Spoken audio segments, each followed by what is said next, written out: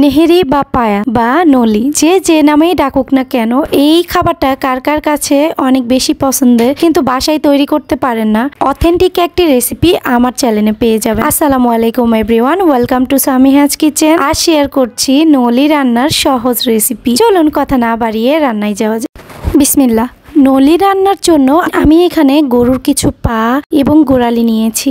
এটা আসলে যে যার মতো করে নিতে পারেন। আমি এখানে মিডিয়াম সাইজ করে কেটে নিয়েছি, আপনারা চাইলে এর থেকে বড় সাইজ করেও নিতে পারেন। যেহেতু এই রান্নাটা অনেক সহজভাবে আপনাদের সামনে প্রেজেন্ট করছি, এজন্য আমি এখানে প্রেসার কুকার ব্যবহার করছি। প্রেসার কুকারে খুবই সহজে পারফেক্ট একটি রেসিপি আপনাদের সামনে তুলে ধরছি। তো আমি এখানে প্রায় 1 কাপ পরিমাণ পেঁয়াজ নিয়েছি। পেঁয়াজটা অবশ্যই বেশি দেওয়ার চেষ্টা করবেন, এতে করে এই পায়া বা নলির টেস্ট অনেক ভালো আসে।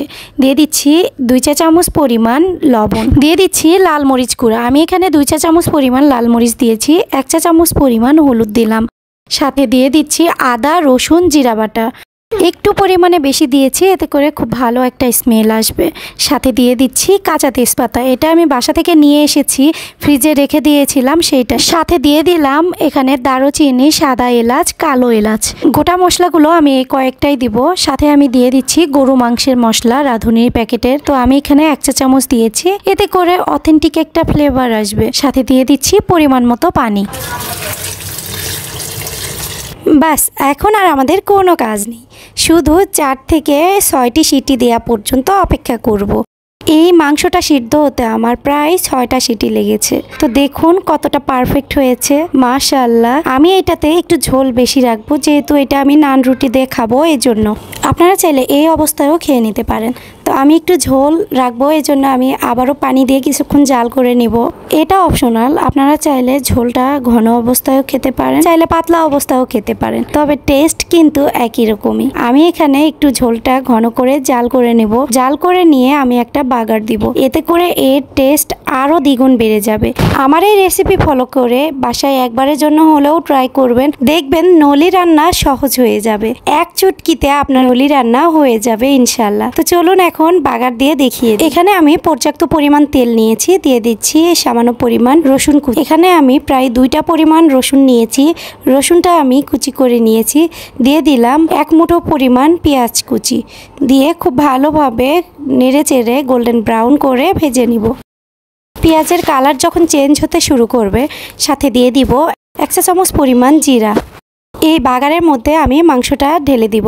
তো দেখুন এই মাংসগুলো দেখতে কতটা লোভনীয় লাগছে, খেতে কিন্তু অনেক ভালো হয়েছিল আলহামদুলিল্লাহ। আপনারা একবারের জন্য হলেও এই রেসিপি ফলো করে ট্রাই করবেন, দেখবেন এই রেসিপিটা কতটা সহজ এবং কতটা মজাদার। এ পর্যন্ত দেখে যদি আপনাদের কাছে আমার ভিডিওটি ভালো লেগে যায়, please support and subscribe my channel. আর আপনি যদি অলরেডি এই কাজটি করে থাকেন, আপনাকে অসংখ্য ধন্যবাদ আমাকে সাপোর্ট করার জন্য। যারা নতুন আমার ভিডিওটি দেখছেন, অবশ্যই চ্যানেলটি সাবস্ক্রাইব করবেন, বেল বাটনটি অন করবেন, এতে করে আমি নতুন ভিডিও ছাড়লে সবার আগে আপনার কাছে নোটিফিকেশন যাবে। চাইলে পেজ ফলো করতে পারেন।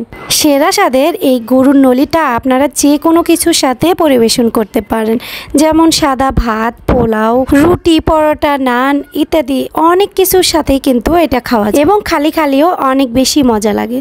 তো চলুন পরিবেশন করে আপনাদেরকে দেখিয়ে দেই কতটা সুন্দর এবং লোভনীয় লাগছে। নলিটা যদি আপনারা এইভাবে পরিবেশন করেন, তাহলে খেতে অনেক বেশি মজা লাগবে। আমি ওপর দিয়ে কিছু ধনিয়া এবং জিরা ভেজে গুঁড়া করে নিয়েছি, সেটাই দিয়ে দিলাম, এতে করে এর স্বাদ আরো দ্বিগুণ বেড়ে যাবে।